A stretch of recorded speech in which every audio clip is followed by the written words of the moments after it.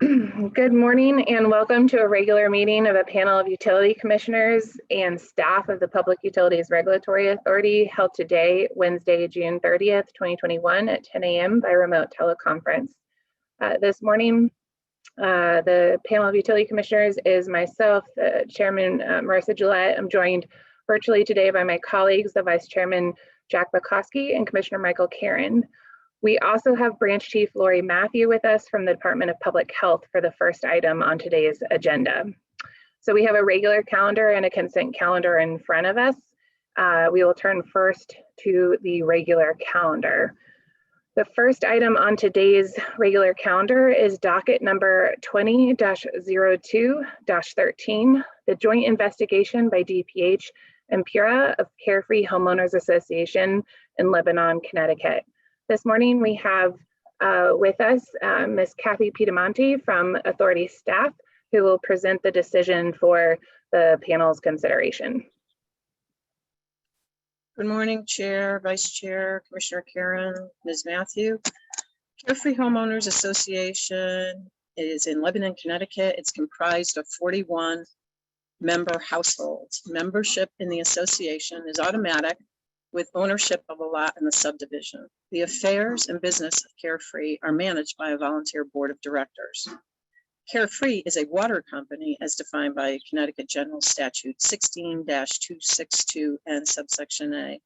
On February 12th, 2020, Carefree filed an application for cessation of operations as a water company, citing as a key factor the lack of professional experience by its volunteer board members and the inability to find new volunteers from its members.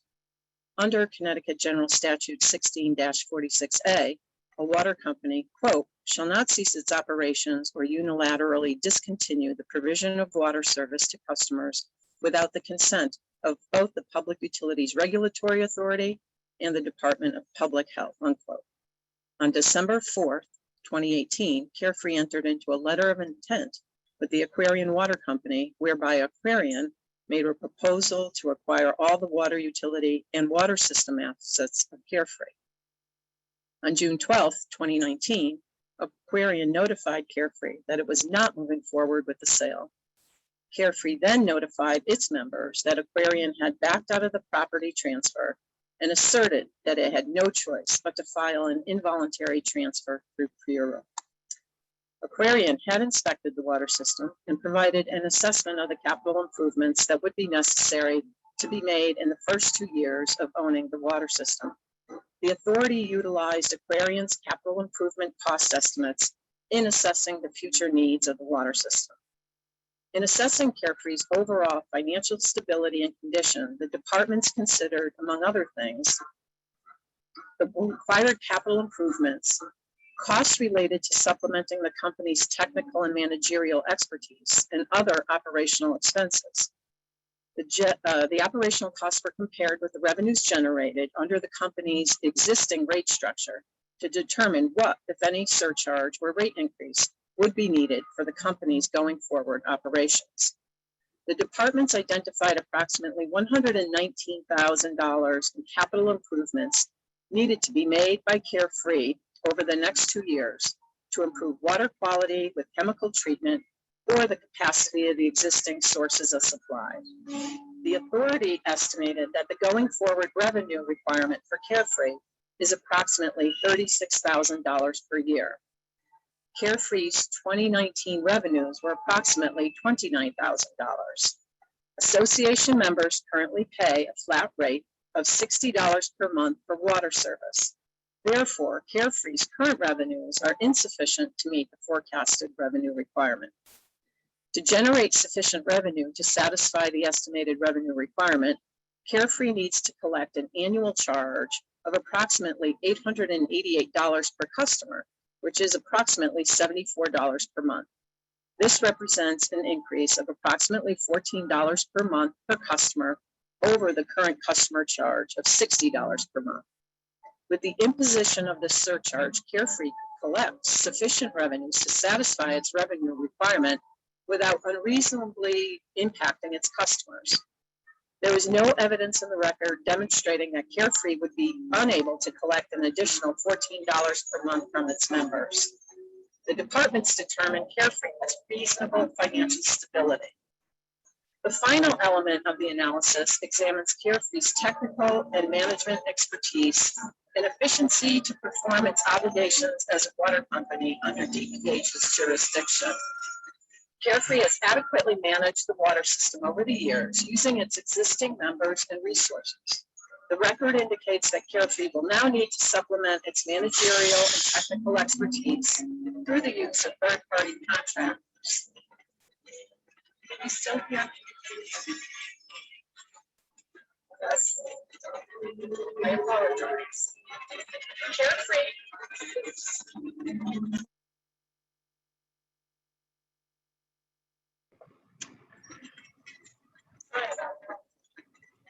Carefree currently retains the services of Waterboy, a DPH certified operator to operate and maintain the water system. Therefore, the departments find that Carefree has or is able to acquire the requisite technical and managerial expertise and efficiency to provide its water company operations.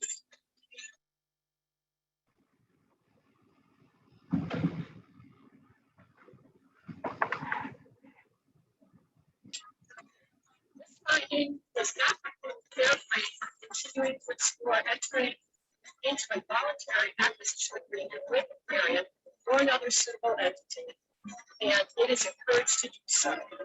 In conclusion, the departments have determined that Carefree is economically viable and can continue to operate as a water company.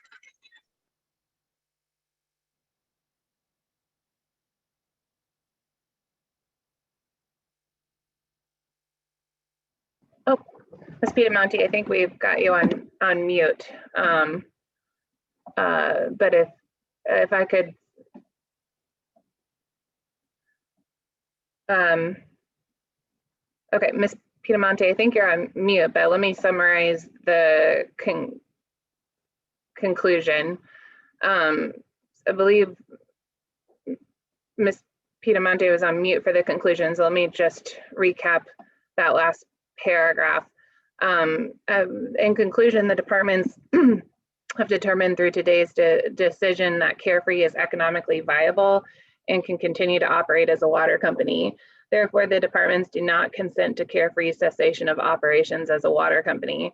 The departments are recommending a number of actions to alleviate the burden on the volunteers while ensuring a continuous supply of potable water, adequate volume and pressure to the person served by the water company. The staff is recommending approval of the decision to the departments. So I would seek a motion to approve the decision. I move adoption, Madam Chairman. Is there a second? A second. Thank you. The item has been regularly moved and seconded. Seeing no questions or comments from the panel, we will move to a vote. So Mr. Bumpin, please. Chairman Gillette, Yes. Vice Chairman Bukowski, Yes. Commissioner Karen, Yes. Public Health Branch Chief Matthew. Yes. Thank you. That decision in docket number 200213 has been adopted. Thank you. Thank you. We will next move to the second item on today's agenda, which is docket number 20-07-01, PURA's implementation of Section 3 of Public Act 19-35, the renewable energy tariffs and procurement plans, specifically with respect to the successor program for the commercial, for the non-residential customers. So we'll ask Director Ryer of Authority staff to make the presentation for the panel's consideration, please. Great, thank you very much, Chairman, and good morning. And good morning, Vice Chairman Bukowski and Commissioner Karen. In today's decision, the authority establishes a 6-year program effective January 1, 2022 through December 31st, 2027 for the deployment of eligible Class 1 renewable energy projects by the non-residential customers of the state's electric distribution companies. The authorized program termed the non-residential non-residential tariffs program is the successor to the state's current low and zero emissions renewable energy credit and virtual net metering programs. The authority's decision follows Section 7 of Public Act 1850 and subsequently Section 3 of Public Act 1935, codified as Section 16-244Z of the General Statutes of Connecticut, which directs PURA to issue a final decision in this proceeding by July 1st of this year.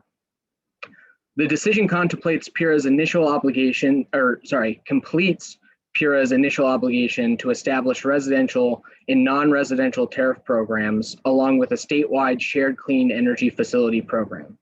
The authority issued its decision authorizing the residential tariff program on February 10th of this year and issued a decision authorizing the shared clean energy facility program on December 18th of 2019. The authority initiated this proceeding on June 30th of 2020. On February 10th of this year, the EDC submitted a proposed procurement plan for the competitive solicitation of eligible Class 1 resources for non-residential customers. The authority subsequently requested comments on the proposed solicitation plan. Following the submission of stakeholder written comments, the authority conducted a series of technical meetings over 3 days regarding the non-residential tariffs. Stakeholders submitted briefs on May 14th, and the authority subsequently issued a proposed final decision on June 2nd, receiving written exceptions and holding oral arguments. The decision outlines the following objectives for the non-residential tariffs program. First, the sustained orderly development of the state's Class 1 renewable energy industry. Second, the development of the full megawatt capacity allowable under statute to the extent possible. Third, ensuring least cost outcomes through the annual solicitation process.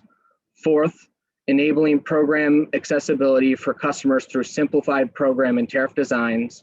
And fifth, encouraging increased inclusivity overall, as well as program participation by customers in vulnerable and environmental justice communities. The decision, if adopted, would create annual auctions for eligible Class 1 resources run by the electric distribution companies, beginning with one solicitation in February 2022 and biannual solicitations for each of the following 5 years. The program design and auctions outlined in the decision build off the successful LREC-ZREC and virtual net metering programs, integrating new measures authorized in Section 16-244Z, specifically providing a customer choice between two tariff offerings, a buy-all tariff and a monthly netting tariff.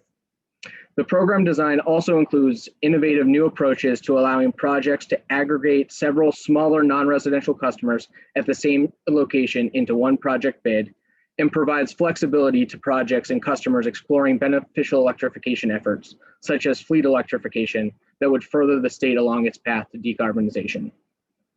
Last, the decision highlights areas to encourage equity in the inclusion of bid preferences for projects located in distressed municipalities and highlights areas the authority and all stakeholders will need to address in the coming months, namely the deployment of renewable energy facilities at affordable housing facilities. Ultimately, this decision is an important step in ensuring the state's sustained orderly progress towards a decarbonized future. Staff recommend approval. Thank you for that detailed presentation of the decision, Director Ryer. I will seek a motion to adopt. I move adoption, Madam Chairman. Madam Chairman, I second. Thank you. This item has been regularly moved and seconded. If there are no questions or comments from the panel, then I will seek a vote. Mr. Bumpin? Chairman Gillette, Yes. Vice Chairman Bukowski, Yes. Commissioner Karen. Yes. Thank you. The decision has been adopted. We'll next turn to the third item on today's regular calendar, which is docket number 20-12-46. Here is implementation of the residential customer credit and reimbursements by electric distribution companies for storm-related outages. I would like to welcome back Director Ryer to provide a presentation regarding the decision recommended to the panel. Great, thank you again, and good morning, commissioners again. Today's decision in docket number 2012-46 establishes standards and procedures for residential customers to receive credits and other compensation for spoiled food and medicine from the Connecticut Light and Power Company, doing business as Eversource Energy, and the United Illuminating Company after future weather-related emergencies pursuant to sections 10 and 11 of Public Act 20-5. On December 29th, 2020, the authority established the above referenced docket. By notice of procedural order dated January 26, 2021, the authority directed its Office of Education, Outreach, and Enforcement to provide summary reports of similar reimbursement or customer credit programs in other jurisdictions. The notice also directed the electric distribution companies to provide implementation proposals encompassing any proposed circumstances, standards, and methodologies necessary to implement the Act and proposed parameters and processes for credit distribution. By notice of briefs and request for written comments, also dated January 26, 2021, the authority requested comments on precise definitions of certain phrases used in sections 10 and 11 of the Act, along with other matters. The authority subsequently held a technical meeting on March 12th and a hearing on March 30th. The decision before you today would provide customers with a $25 bill credit for each 24-hour period of time subsequent to 96 consecutive hours of an electricity outage after a major storm or an emergency. So, for example, a residential customer may be eligible for a $25 bill credit after experiencing an outage of approximately 5 days, with an incremental 25 bill credit for each additional 24-hour period without electricity.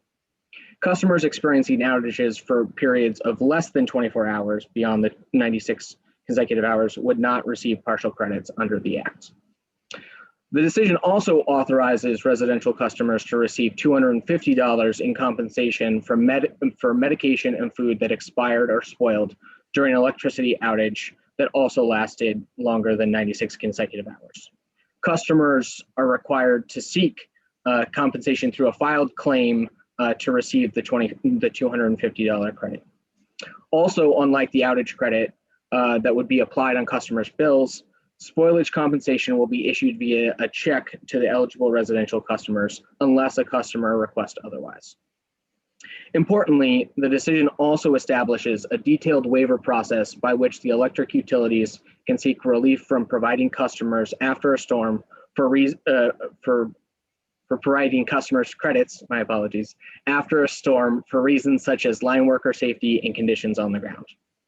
In the event that a waiver is sought by the EDCs, the decision would suspend the payment of customer credits and spoilage compensation until the waiver is addressed.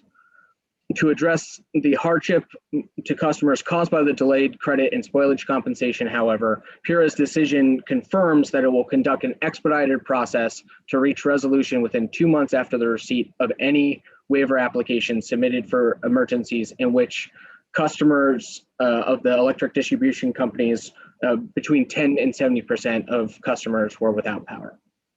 Ultimately, this decision provides important relief to customers who experience extended outages due to major storms, and staff recommend approval.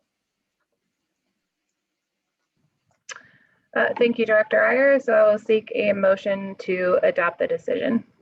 So moved, Madam Chairman. Second, Madam Chairman. Thank you. This item has been regularly moved and seconded. Does the panel have any questions or comments before we take the roll? Madam Chairman. Commissioner Madam Chair. Karen, the floor is yours. Thank you, if I may. I would just like to, first of all, thank all the hard work done by the staff and all the other parties concerned with this docket. Obviously, this came from the legislature after Storm Isaias from last summer. Many hours went into this. All the parties' concerns were addressed, I think, most especially from our oral hearings from last week. And perhaps not all the concerns, but they were eloquently shared with by Attorney Pace and other members from Eversource. Also, I think with the waiver provisions have also been streamlined again with some suggestions raised at the oral hearings that provides a balance for the safety of the workforce out there, as well as providing the ability to seek waivers when necessary to both have the restoration done as quickly as possible, but also ensuring the safety of the Eversource and the United Illuminating workforce, as well as all the contractors coming in for mutual aid. And of course, it provides a certain amount of relief to ratepayers who are not only inconvenienced, but put in serious harm. And again, these were all issues requested and required by the legislature and by the governor. Madam Chairman, again, good work on your part and part of our colleagues here at PURA. Thank you again for all the parties for their efforts, and I would be supportive of this docket. Madam Chairman, if I may, Madam Chairman. Mr. Vice Chairman? Yes, thank you very much. And I'd like to echo the comments of Commissioner Karen. And it was a very extensive docket, a lot going into it. We have a July 1st deadline to meet on this.